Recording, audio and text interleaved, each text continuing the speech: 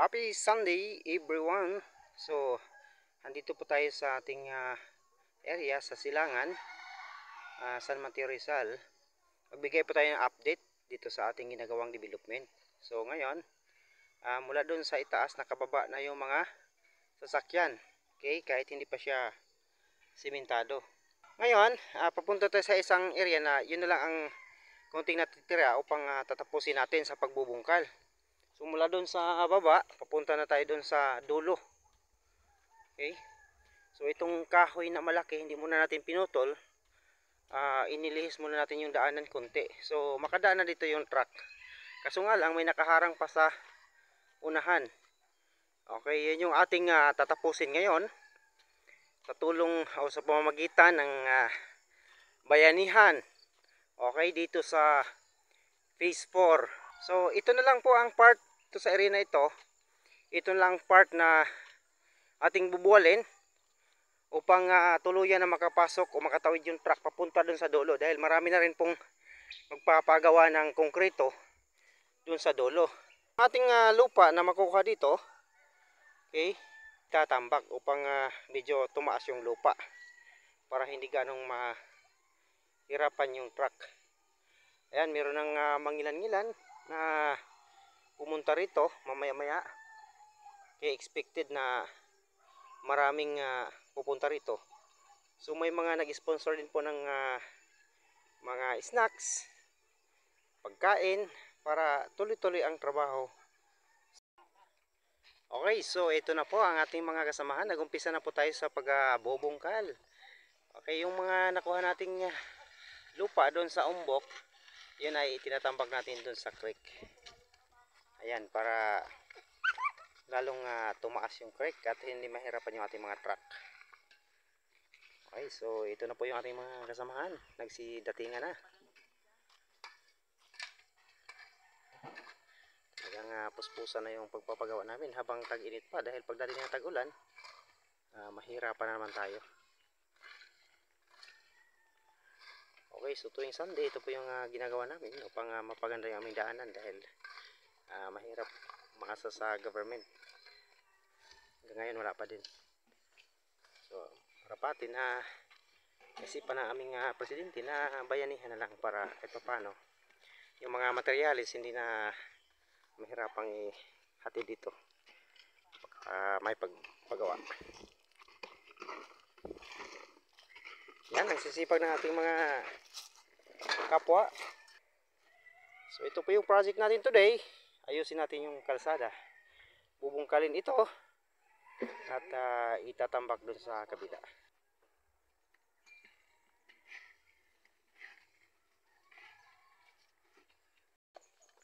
Ayun guys, dumating na yung ating mga reinforcement, mga kasamahan, para ipagpatuloy yung ating bayanihan dito tuwing Sunday. Yung ating pagdidevelop ng area, paggawa ng kalsada. Okay, so ayan, yung hukay natin, ilipat natin o itambak natin dun sa creek para tuluyan ang madaanan ng truck.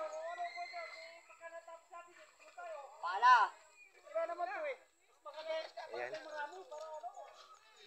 Yan, ang ating mga kasamahan.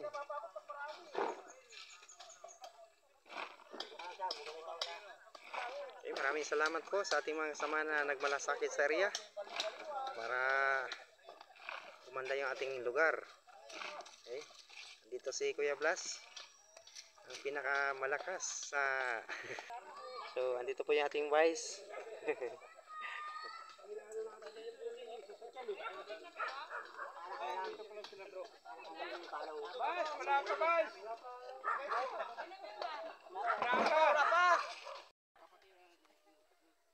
Yan po, ayan, dumating na yung ating mga reinforcement. Ito si Kuya. Okay, napakasaya po. Nagbibigay ng inspirasyon sa ating mga kapitbahay tulad nito, bayanihan. Okay, mano-mano pa po kasi wala pang nakapasok dito na tulong ng gobyerno.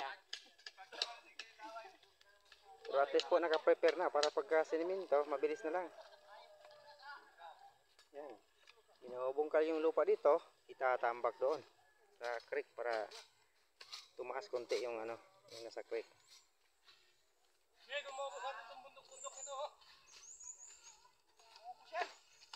Okay, kailangan maubos to.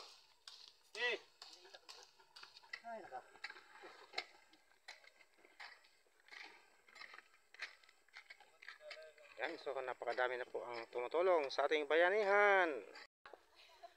Okay, ito tayo. Malaki-laki na po ang nagawa sa pangunguna ng ating mga BODs. Ayan. Ang sipag, pasisikatin natin yan. Ah. Please like and subscribe. Kabundukan Lives.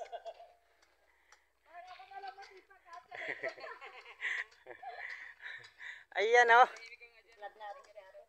Andito si ating Vice President.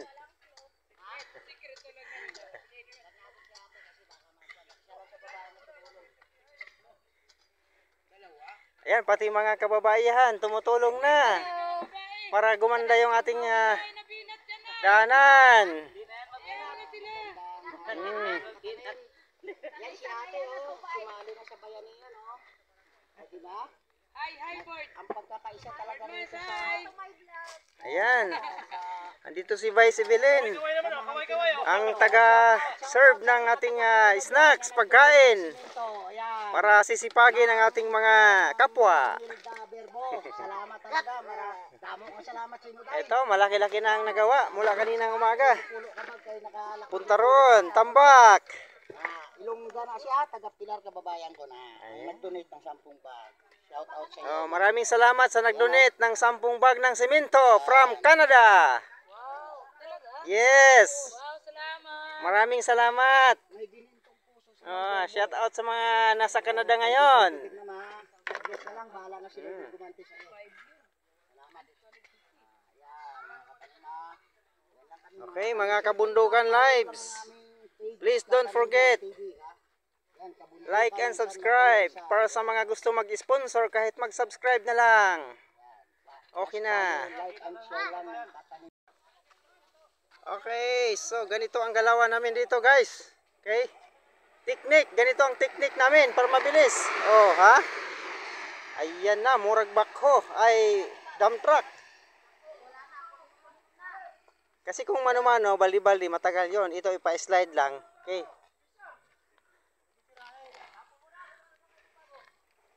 Ganito ka lupit yung mga teknik dito. Mano-mano. Yan, pag napuno yan, hatakin na naman yan.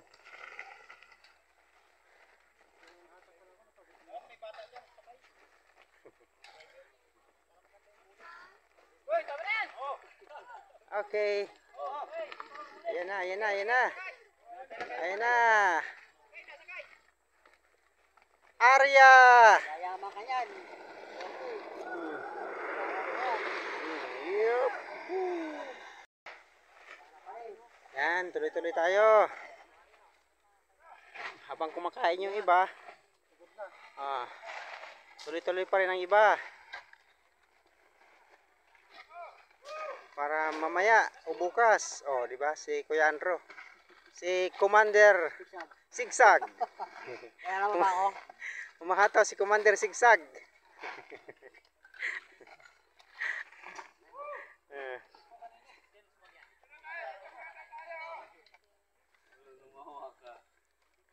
Ayan, sige lang. Tuloy-tuloy kami dito. Sa aming Orbayanihan.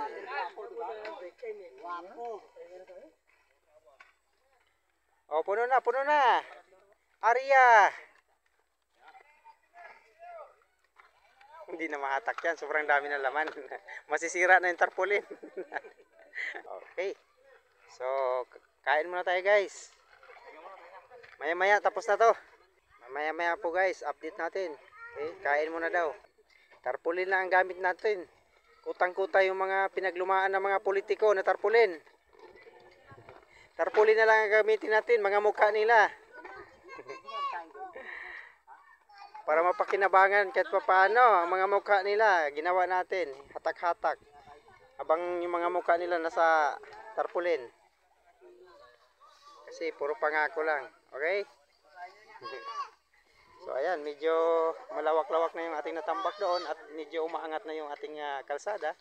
Kasi dati po talaga hindi yan madaanan ng sasakyan kahit ni motor. So ginagawa ng paraan, tulong-tulong para gumanda yung ating area. Kasi napaka-habitable siya, napakaganda ang environment dito guys. So maraming kakahuyan. Ito yung maganda. Hello guys. So ito yung ginagawa natin kanina, ito yung output. Okay? So congratulations sa tulong ng ating mga BODs kay sa ating magiting na presidente dito sa Phase 4. Samahang Pinagbuklod, Silangan, San Mateo, Rizal. So sa wakas din po ay another achievement na naman ang ating nagagawa. Yung ating kalsada rito, ayan. Kanina ito yung napakalaking umbok pero ngayon ay napatag na. So makadaan na po dito surely yung truck para magdi-deliver ng mga materialis dahil alam naman natin na napakabigat yung ating mga materialis lalo sa mga simento, graba, buhangin. Okay, so maraming salamat sa mga nag-sponsor, sa mga taga Canada. Okay, ibigay sila ng simento. Hopson sisimento na yung area natin. Okay. So at least naplasta na yung ating kalsada kasi dati talaga ay ilang buwan pa lang nakalipas, napakatalahib po ito. So ganun ang katayuan ng ating area dito. Ganyan. Tapos medyo matarik pa. Ngayon ay pwede nang daanan ng truck o kaya yung mga anong uri ng sasakyan. So ito naman, konting-konting finishing touches na lang tulad ng kanal. So dahil pa summer, bago dapat mag-tag-ulan, dapat malagyan na ito ng kanal para hindi maagnas yung gitna. So napakalaking achievement po ito para sa mga nanirahan dito, lalo sa bandang dulo. Marami na pong estudyante. Ayan, makikita natin maraming mga kabataan na nag-aaral. So at least man lang makapasok na yung tricycle dito dahil yun lang talagang inaasahan ng mga bata. Ayan, mga naglalaro. Okay? So ito pong area na ito ay napakaganda lalo na pagka nasiminto na ito. Magandang view dito dahil nakaharap siya sa mga bulubunduking area. Okay, sa dulo naman o sa tuktok nakaharap siya sa bandang BGC. So maganda po dito guys pagkagabi. Mayroon siyang overlooking. Okay, so maraming salamat sa mga magigiting natin na kasamahan dito, tumutulong sa pagbungkal ng lupa kasi alam naman natin na napakahirap magbungkal ng lupa bukod sa mabigat. Okay? Maalikabok, mainit. Yan po lahat ay nagbubunga dahil sa tiyaga ng ating mga kasamahan. Lalo na po sa ating mga BODs at lalo na po sa ating presidente dito sa ating asosasyon na Samahang Pinagbuklod Asosasyon. Ayan, may linya na rin po ng tubig papunta roon. So ano na siya, very habitable na po. Masasabi natin na isa na siyang komunidad na kung saan, of course, marami na at parami yung mga naninirahan dito dahil nakikita nila yung improvements. Okay? So, ang good news po, nag-number 1 po ang ating association sa buong San Mateo Rizal dahil nga sa inisyatibo ng mga BODs at ng presidente at ng kooperasyon ng ating mga kasamahan dito, okay, na naninirahan. Wala pong bayad ito, ito po ay bayanihan.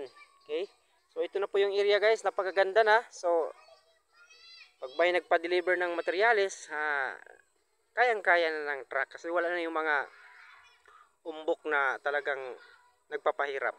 Okay, so dito lang po muna tayo guys. Maraming salamat. Okay, lalo sa sponsor at of course kung kayo naman po ay gusto mag-sponsor, simpleng like and subscribe lang po ang pwede. Okay? Maraming salamat po. Bye-bye.